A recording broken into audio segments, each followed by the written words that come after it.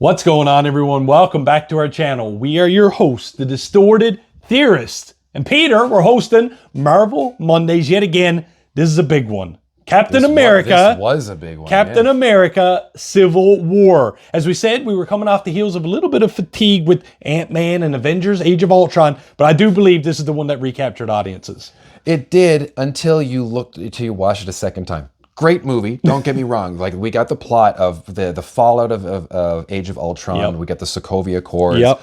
And again, this was a big storyline in the comics too.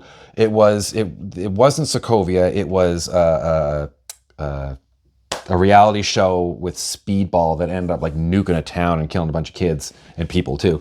Jesus. But so they basically used Sokovia in terms of the Sokovia Accords. So then As the heroes gateway. should be licensed, and then Tony is like, this should absolutely happen because we need to be accountable. And then in Age of what's his face? Captain America. Yeah, is saying, no, I don't think this is the play, simply because...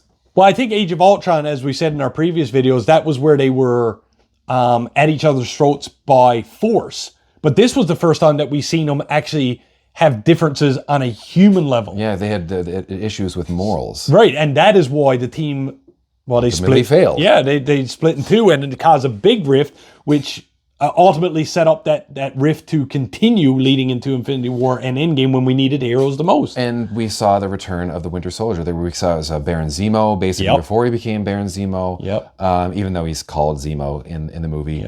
Yep. We were seeing I guess battle lines drawn between characters that we never thought would go against each other, like Black Widow and Hawkeye. And an absolute amazing. We saw the introduction of Black Panther. We saw. I keep forgetting that was his first film. The super cool fight near the end of the movie between Bucky and Tony. The 2-on-1, if you will. Bucky and Steve against Tony. But in my opinion, the most important reveal of all, because we got our boy on loan from Sony, the reintroduction of Peter Parker.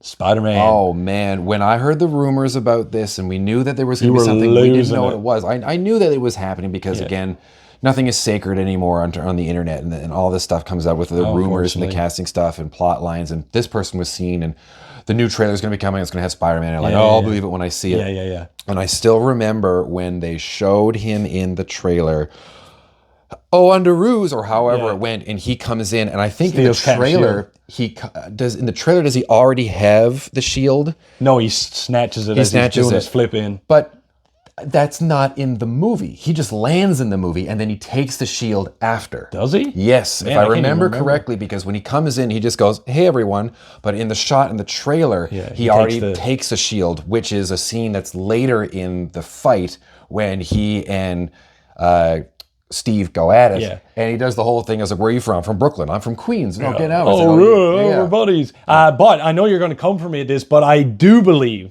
that the Spider-Man introduction may have been one of the biggest turning points for the MCU.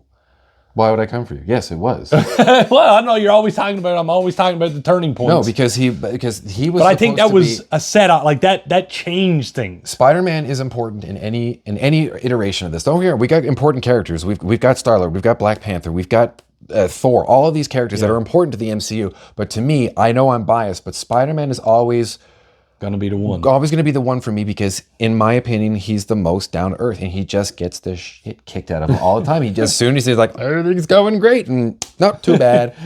Well, you know what? There's only one way to keep that hype train going with you, and that is to get into the official trailer reaction review and breakdown of Captain America Civil War, or Captain America 3, right now.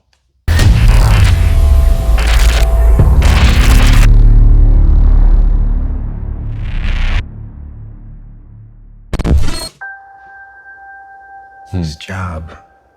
There was so many questions. Like, this was when the trailers really started to get good. I remember seeing him when he got on Iceland. The mask is just always so good.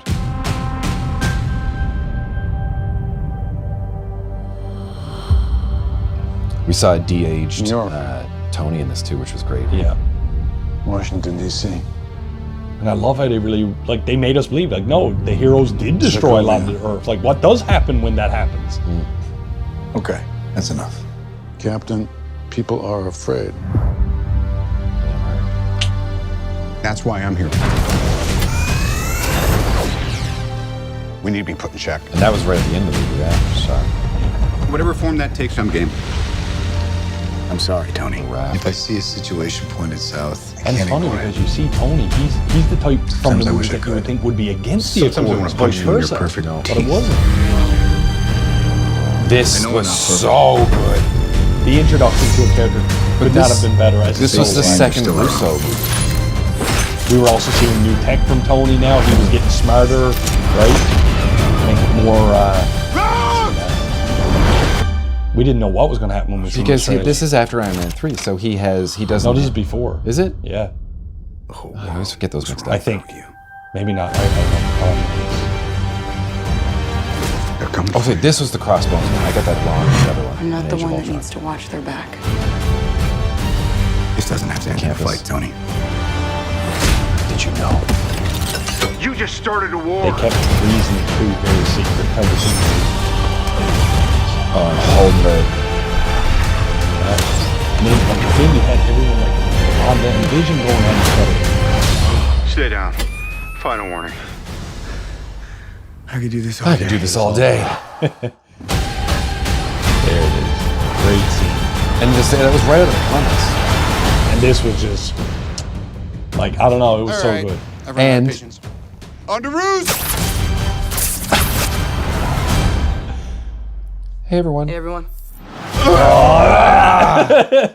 And Tom Holland, we didn't know that Tom Holland was going to be the Spider-Man. And he's done so well. Like, I mean, So well. I don't need to do the whole Spider-Man shtick now because we're going to have a Homecoming and everything coming up. Yeah. But like, he was relatively unknown because Yeah. he did. There was the movie about the tsunami that he was part of, and then there was I don't even know. I didn't know nothing. Billy about it. Elliot on stage. So that was where he I got see, his from. and I knew nothing of that. And that was why he was so good at doing Spider-Man stunts, is Yeah. because he had a career as a dancer and he was able to get into Right. it. But that's enough about that. We're Yeah, here yeah, to yeah, talk yeah. Captain America.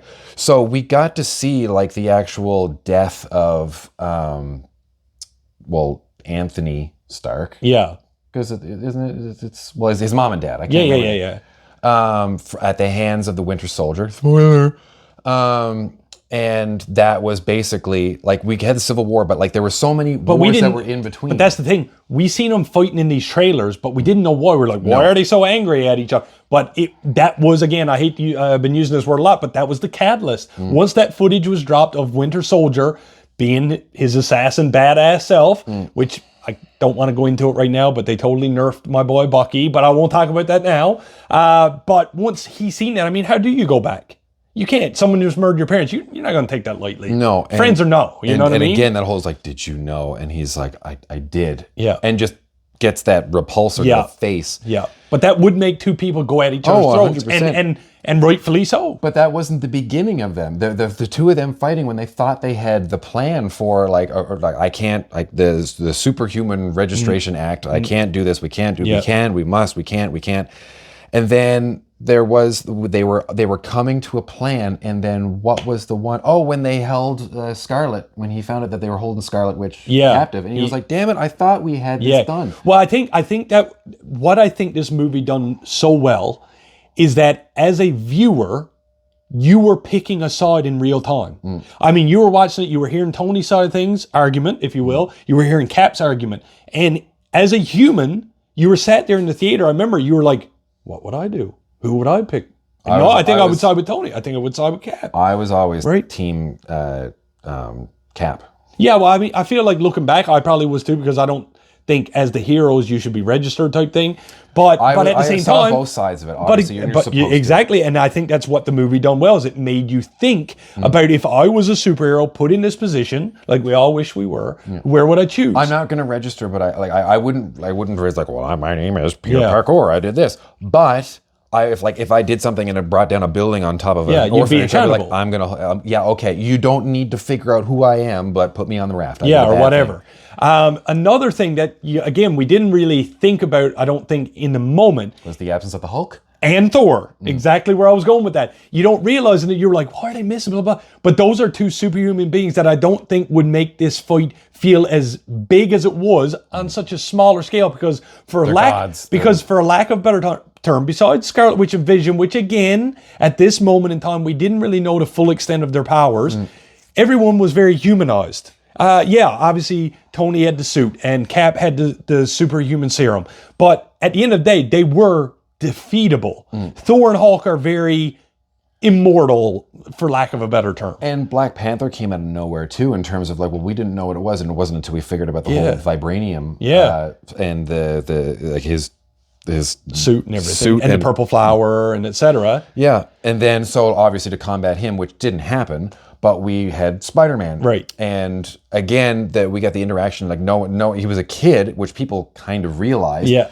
But he was just taking names when he took out Falcon and Winter Soldier and Bucky with just the, like he just catches it. I'm sorry, cool. I didn't mean to hit you. You've got like a metal arm. Oh man, that's sick. That's so cool, or whatever. Like, how does that work? And he's like, this hasn't happened before. Well, Spider-Man was just playful in this movie, but you accepted it because it brought that lightheartedness. Well, you need it. You need it in a movie of where there's so many moral and ethical decisions. Yeah, and I think, and then you had Ant-Man again, was also a bit of comedic relief, and then of course we got our first look at his giant size form where he needed some slices of oranges. I need some orange slices. I don't know. I just feel like, as you said, when we were coming out of what felt like at the time, now looking back, superhero fatigue. I think this one gave us all the heroes in a light that we needed to see them. But I think it was also important, and you're right, and it's important that this movie was the way it was, and I think that was why the Russo brothers were at the helm for this. Yeah. We first saw what they were able to, I saw what they were able to do back in the Community days when we saw the paintball episodes. But then for them to grow into what they took over Winter Soldier, which is still the best. Yeah.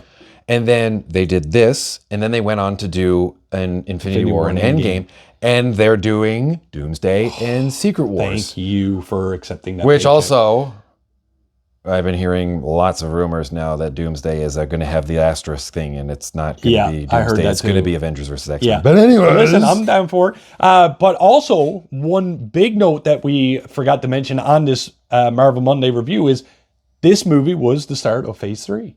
So we were actually about to get now, like you said, Doctor Strange, Captain Marvel, Black Panther. We were getting the solo films because we did not know it yet. Up Thanos coming. They were setting up Thanos coming. So now looking back, it's like it all makes sense that they give us glimpses here, test the waters. Black Panther, Spider-Man, how's people going to like this? Oh, you really love it? Well, guess what? Here's all kinds of solo films to bring new heroes in. Because the ensemble films work.